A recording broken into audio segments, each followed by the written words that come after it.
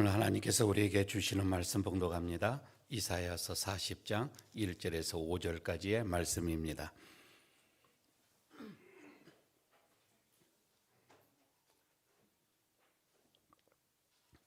구약 성경 제 성경은 1014쪽입니다. 이사야 40장 1절에서 5절까지의 말씀 제가 봉독하도록 하겠습니다.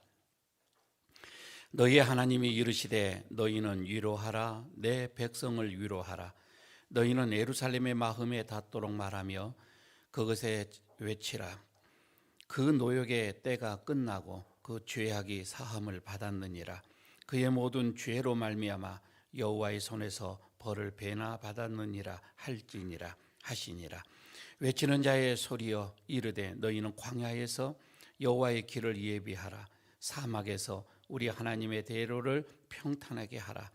골짜기마다 도두어지며 산마다 언덕마다 낮아지고 고르지 아니한 곳이 평탄하게 되며 험한 곳이 평지가 될 것이요 여호와의 영광이 나타나고 모든 육체가 그것을 함께 보리라. 이는 여호와의 입이 말씀하셨느니라. 아멘. 몇 해 전에 이 남미 안데스 산맥에서 조난당한 사람을 구출하는 이런 일이 있었는데 그 구조 이야기가 전 세계에 감동을 주었습니다. 특히 등산 애호가들 뿐만 아니라 우리 믿는 크리스찬들에게 큰 감동을 주는 얘기가 있어서 설교 서두에 올립니다. 이 30대 초반에 이 나파엘이라고 하는 이 등산가인데 이 사람이 참 등산을 좋아했어요. 그리고 믿음이 참 좋은 그런 신실한 사람이었습니다.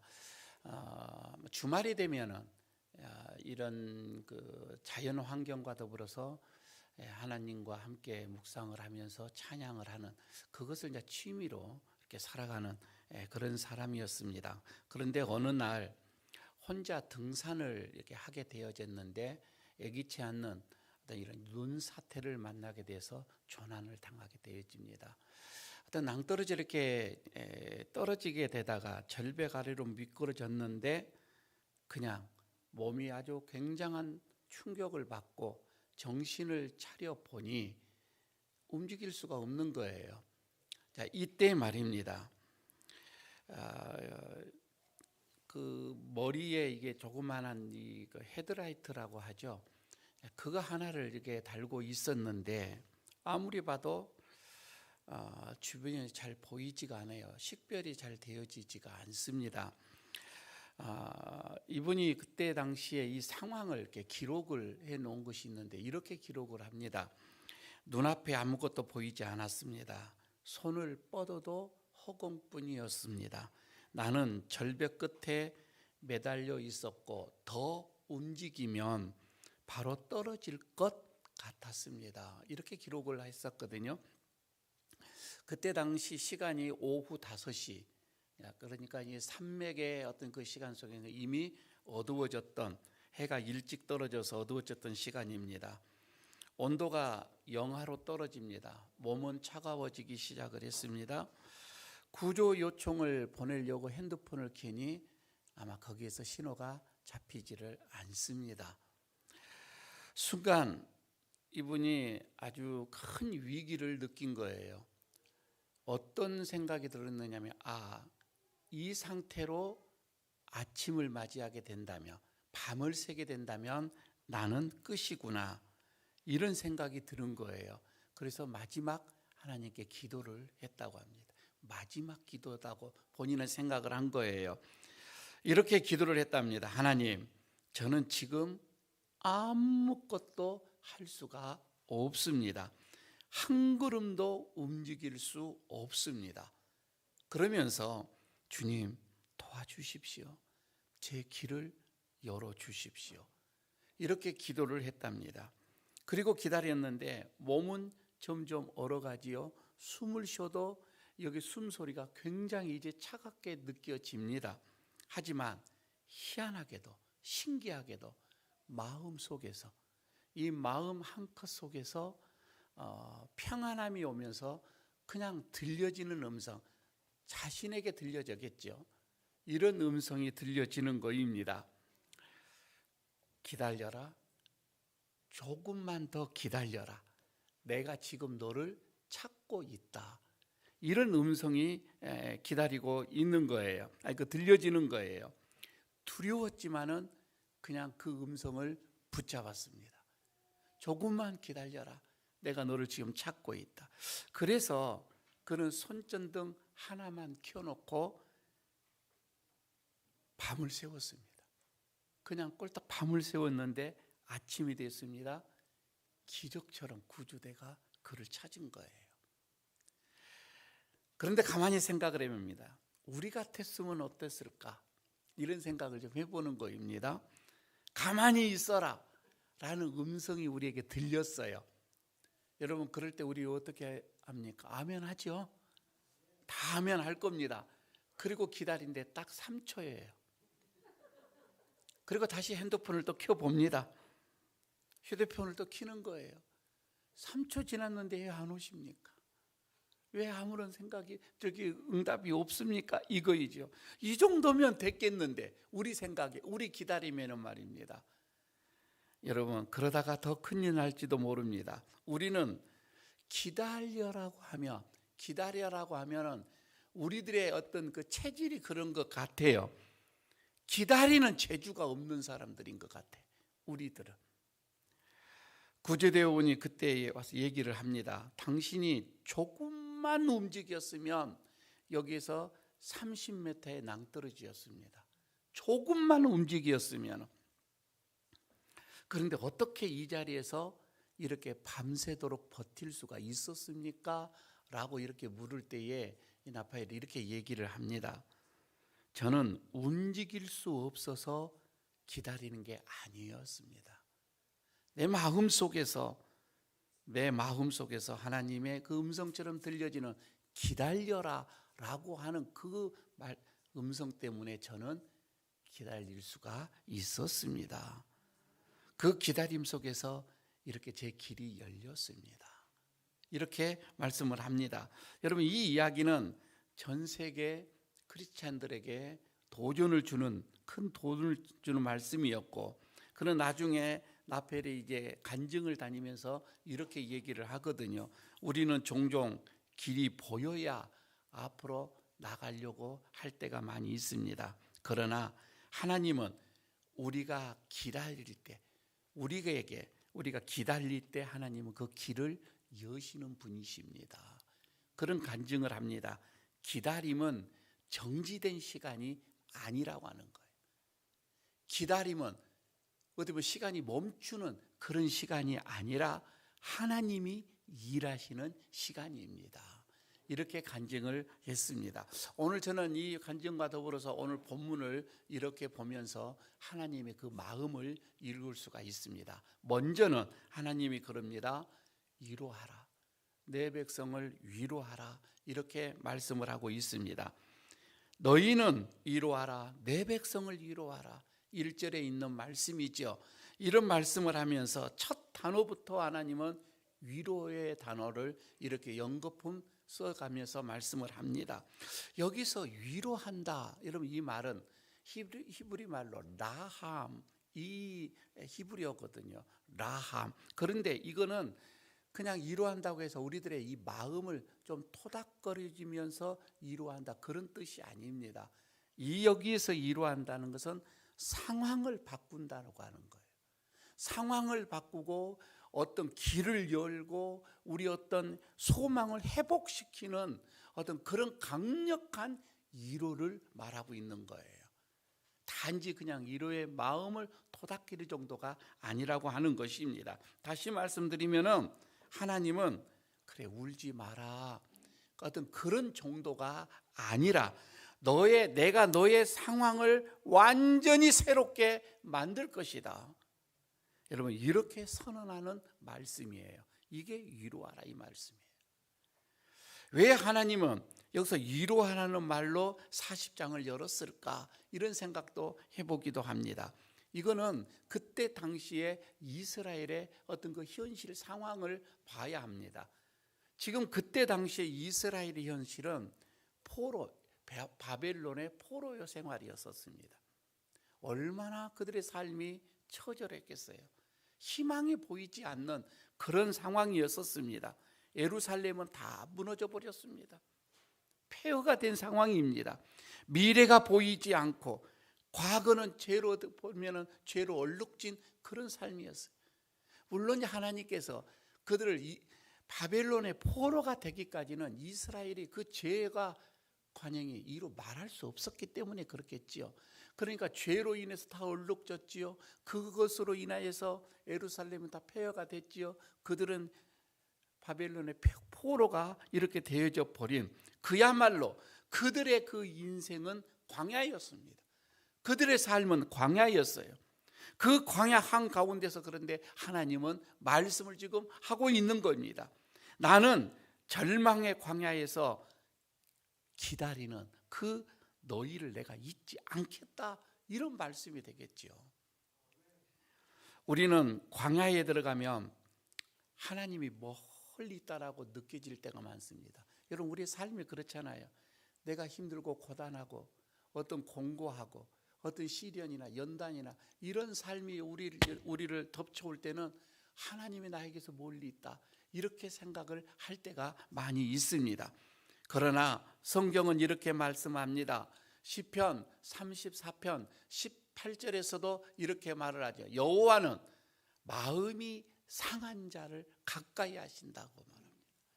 마음에 상처가 있는 사람에게는 더 가까이 하신다, 이렇게 말씀을 하고 있습니다. 그래서 여러분, 광야는 하나님이 멀어진 곳이 아니에요. 하나님과 멀어진 것이 아니라 하나님이 더 가까이 오시는 그런 자리다, 이 말입니다. 대림절, 저는 바로 하나님의 위로를 다시 듣는 계절, 이게 대림절이라고 생각을 합니다. 혹시 여러분들 마음속에 많이 무겁고 지쳐 있으면 여기서 하나님의 위로를 받는 기간이 대림절이에요. 그 위로는 말이 아닙니다. 하나님의 능력으로 임하실 것입니다. 그래서 사람의 말은, 여러분, 우리는 상처를 이렇게 줄 수 있지만, 그러나 하나님은 우리에게 위로의 길을, 그것도 능력으로 열어주신다, 이 말씀입니다. 두 번째는 이 광야의 길은 여러분 만들어지는 것이 아닙니다. 광야의 길은 열려지는 거예요. 열어진다, 이 말씀입니다. 그러니까 오늘 3절에서도 이렇게 얘기를 하죠. 너희는 광야에서 여호와의 길을 예비하라, 이렇게 말씀을 하죠. 예비하라, 이렇게 얘기를 합니다. 광야, 여러분 미드바르라고 하는 이 단어인데, 여러분 이 미드바르라고 하는 것은 사실 길이 없는 곳을 말하고 있는 겁니다. 희망이 없는 곳을 말하고 있는 거예요. 생명도 없다, 이 말입니다.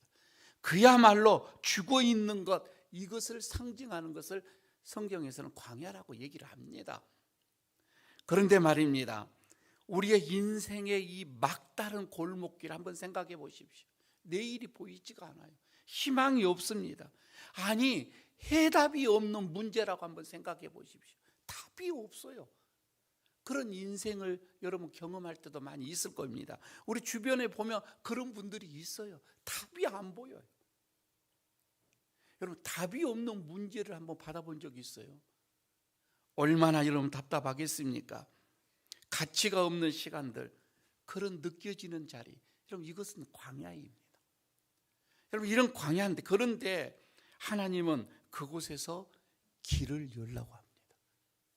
길을 연다고 하는 거예요. 여기서 중요한 사실 하나가 있어요. 여러분, 이 광야에서 길을 만든다, 없는 것을 만든다, 이게 아니에요. 그 말씀이 아니고, 여기서 예비하라라고 하는 히브리 원문에서 들어가서 보면 피누라고 하는 단어인데, 이 단어는 그냥 열어라 이거예요. 치워라 이 말입니다. 드러내는 거입니다. 그러니까 없는 것을 새롭게 만드는 것이 아니에요. 있어요. 있는 그 길을 드러내는 거예요. 여러분, 다시 말해서 길을 만든 것이 아니라 좀 길을 치워라고 하는 겁니다. 길을 치워라, 길을 비워라. 쉽게 말하면 하나님은 길을 내기 위해서 내려오시는 분이 아니라 그게 아니에요. 그런데 여러분, 하나님은 우리에게 길을 어떻게 보면은 새롭게 만든 게 아니라 있는 길을 주시려고 오는데, 우리는 그 앞에다가 그냥 근심, 걱정, 염려, 조급함, 아니 어떤 이는 계산기까지 딱 내려놓고 그냥 쌓여 놓습니다. 아니 어떤 분은 하나님 그렇게 하시면 안 되지요, 이렇게 해야지요, 하여튼 가르치는 것까지 잔뜩 이렇게 쌓아 놓고서 왜 길이 안 보입니까? 이렇게 또 묻는다 이 말이에요. 그것을 치워라고 하는 거예요. 근심을 치워라고 하는 거예요. 염려와 걱정을 치워버리라고 하는 거예요. 하나님께서 말씀 보시기에는 그런데 길이 보이지 않는 것이 아니라 치울 게 너무 많다 이 말이에요. 우리에게는 치울 게 너무 많아요. 그것을 치워라고 하는 겁니다. 이미 길은 하나님 안에 다 준비가 되어져 있습니다. 준비가 되어져 있어요. 우리는 이 기다림의 태도, 다시 말해서 하나님께서 우리를 기다리라라고 하는 것은 그냥 있는 염려나 걱정 이것들을 다 치우며 하나님이 또렷하게 길을 보여주신다 이 말입니다. 그래서 광야는 여러분 폐쇄된 공간이 아니에요. 이 광야라고 하는 하나님이 준비한 길이 선명하게 드러나는 그런 공간이다 이 말입니다. 여러분 혹시 지금 여러분의 삶에서 길이 보이지 않습니까? 내일이 보이지 않습니까? 너무 인생이 막막한 것처럼 느껴지는 그런 성도들은 여기 지금 없습니까? 아니 미래가 좀 불안합니까? 은퇴 후의 삶이 불안합니까? 하나님은 이렇게 말씀을 하십니다. 네가 볼 수 없다고 해서 길이 없는 것이 아니다. 지금 눈에 보이지 않는다고 해서 길이 없는 것이 아니라 나는 이미 너를 위하여 길을 다 준비해 놓았다. 이렇게 말씀을 하시면서 다만 기다려라. 그 기다림 속에서 길이 드러나게 될 것이다. 이렇게 말씀을 하고 계십니다. 그러므로 광야는 우리의 인생의 실패가 아닙니다. 이것은 하나님의 길이 드러나는 무대입니다. 혹시 여러분 나같이 내 삶이 내 인생이 광야라고 한다면 하나님의 길을 볼 수 있는 좋은 기회로 생각하시기를 바랍니다. 마지막 하나 더 봅니다. 여기에서 여러분 주의 나타나심, 이제 주의 그 영광의 이 나타나심은 기다리는 백성에게 주어지는 겁니다. 주님이 나타나시면 기다린 자에게 주어진다 이 말입니다. 그러니까 5절에서 그렇게 말씀을 하죠. 여호와의 영광이 나타나고 이렇게 나옵니다. 여호와의 영광이 나타나는 거예요. 그런데 이런 하나님의 이 영광은 조급한 사람에게는 절대 나타나지가 않습니다.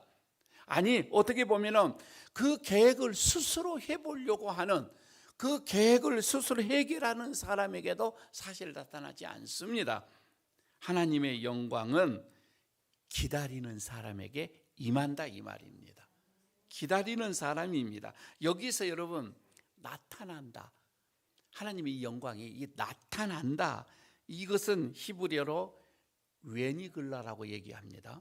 그런데 이 웨니글라라고 하는 이 단어 속에는 드러나다라는 뜻이 있어요. 그리고 벗겨지다, 펼쳐지다라고 하는 그런 뜻이 함유되어 있단 말입니다. 그러니까 기다리는 사람에게는 하나님의 영광이 펼쳐진다 그 뜻이에요. 이해가 좀 되겠죠? 기다리는 사람에게 하나님의 영광이 펼쳐진다. 왜 기다릴 때 이렇게 하나님의 영광이 보일까? 여러분 그 이유는 간단합니다. 여러분 기다림은 우리의 마음의 우상이 내려놓는 시간이에요. 마음의 우상이. 그렇기 때문에 내 방식, 내 생각, 내 계획, 내 조급함 이런 것들이 다 내려놓는 시간이더라 이 말입니다. 그리고 또 하나는 기다림은 하나님께 자리를 내어주는 시간이에요.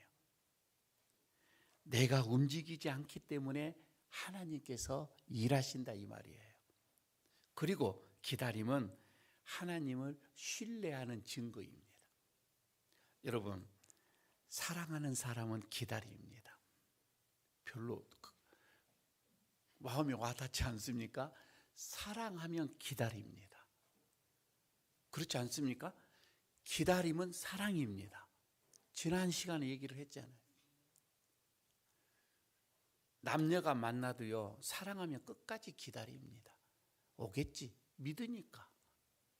그런데 사랑하지 않으면 딱 시간 재고요, 5분 지나면 가버립니다. 사랑이 없으면 그렇습니다. 사랑하면 끝까지 기다립니다.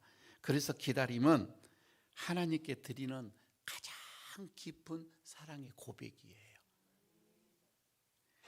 하나님은 그 고백 위에 응답의 길, 회복의 길, 영광의 길을 여신 줄 믿습니다.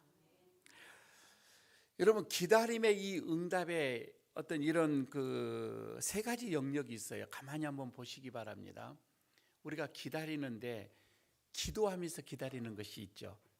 기도하는 기다림 말입니다. 이것은 응답의 길이 열립니다. 그러니까 우리가 기도를 할 때는 빨리빨리가 아니에요. 기도는 끝까지예요.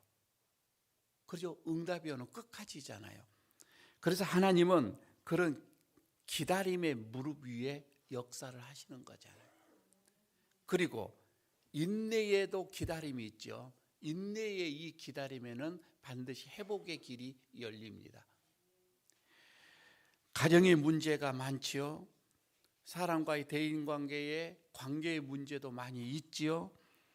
상처도 그래서 많이 일어나게 되어지지요. 그런데 여러분, 어떤 회복도 조급함 속에서는 치유가 되지 않습니다. 인내는 시간을 여러분 절대 낭비한다 이렇게 생각해서는 안 돼요. 여러분, 이 하나님과 함께 걷는 시간이다 이렇게 생각을 하면 되는 거예요. 그래서 인내하면 여기에는 치유의 역사가 일어납니다. 그리고 세 번째, 사랑의 기다림이 있죠. 사랑의 기다림에는 여기에는 은혜의 길이 열립니다. 분명하게 열립니다. 기다림은 사랑의 깊이를 증명합니다. 남편들이 돌아오지 않읍니까? 끝까지 기다려 보십시오. 철들면 돌아옵니다. 그런데 그걸 못 참으니까 가정이 다 파탄 나진 거죠. 아내가 힘들게 합니까? 그러면 남편들은 할 말이 없어. 힘들게 하는 거 우리가 남자가 힘들게 하는데. 그러나 여러분, 기다리십시오. 사랑이 식으면 기다림도 식지만은 사랑이 뜨거울수록, 사랑이 있다면 기다림은 깊어집니다. 그리고 그 사랑의 기다림 속에서 이제 하나님의 은혜가 거기에 충만하게 부어지더라 이 말씀이에요. 오늘 여러분 말씀을 한번 가만히 생각을 해보십시다. 이제 정리를 해보면 광야는 여러분 막다른 길이 아니에요. 우리는 흔히 그렇게 생각을 하는데 사실 막다른 길이 아니라 광야는 하나님께서 준비하신 그 길을 여는 곳이다. 하나님이 준비해 놓으신 그 길을 여는 자리다. 이렇게 생각을 하면 더 좋을 것 같습니다. 대강절, 대림절 셋째 주입니다. 주님은 우리에게 오늘 이렇게 말씀합니다. 조금만 더 기다려라. 조금만 더 기다려라. 내가 너의 앞에 길을 열리라. 내가 너의 광야를 은혜의 통로로 바꿀 것이다. 이렇게 말씀을 하십니다. 사랑하는 성도 여러분, 기다림은 사랑입니다. 그런데요, 사랑하는 사람을 기다리는데 1분마다 전화하고 5분마다 문자 보내고 어디쯤 오냐? 거기가 어디에 있냐? 여러분, 이렇게 하면 그건 기다림이 아니죠. 그거는 감시입니다. 그죠? 그건 감시죠. 하나님을 사랑한다고 하면서 왜 하나님 언제 오십니까? 하나님을 사랑합니다 하면서 하나님 왜 오늘도 침묵하십니까? 여러분 이렇게 하시면 안 되죠. 하루에도 몇 번씩 우리가 기도하면서 하나님 왜 응답이 없습니까? 여러분 이렇게 한다면 하나님도 속으로 이렇게 하실 겁니다. 네가 나 믿는 거 맞냐? 네가 지금 나를 믿냐? 이렇게 하나님도 생각을 하실 수 있지 않을까 싶습니다. 여러분 길이 보이지 않는다고 낙심하지 마시기 바랍니다.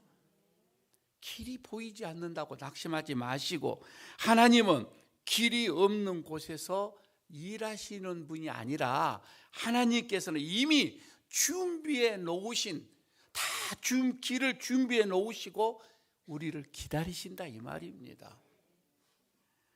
대강절 셋째 주 우리의 영혼이 그 기다림 속에서 하나님의 길을 보시고, 그리고 하나님의 위로를 경험하시고, 그리고 하나님의 영광을 체험하는 그런 한 주간이 되시기를 축복합니다. 아버지 하나님, 자비로우시고 위로가 많으시는 하나님, 오늘 대강절 셋째 주일에 우리에게 광야에서도 길을 여시는 하나님의 그 사랑과 그 능력을 다시 깨닫게 하심을 감사합니다. 주님, 우리의 삶에도 때로는 길이 보이지 않고 앞이 막힌 듯한 광야의 순간이 찾아옵니다. 그러나 오늘 말씀을 통해 알게 하시니 감사합니다. 광야는 하나님이 멀어지는 자리가 아니라 오히려 하나님의 위로와 영광이 가장 깊이 찾아오는 자리임을 믿습니다. 주님, 우리가 조급한 마음으로 움직이지 않게 하시고 나파엘처럼, 이스라엘처럼, 시인처럼 말씀을 붙들고 기다릴 때 길이 열리는 그 은혜를 경험하게 하옵소서. 우리의 힘으로 만드는 길이 아니라 기다림 속에서 드러나는 길을 보게 하여 주옵소서. 하나님, 우리의 광야 속에서도 우리를 주님의 위로를 허락하시고 우리의 기다림 속에 하나님의 영광을 펼쳐 주옵소서. 조금만 더 기다리라. 내가 너의 길을 열리라. 오늘 이 음성이 우리 모두의 심령에 들려지게 하옵소서. 예수 그리스도의 이름으로 기도드리옵나이다. 아멘.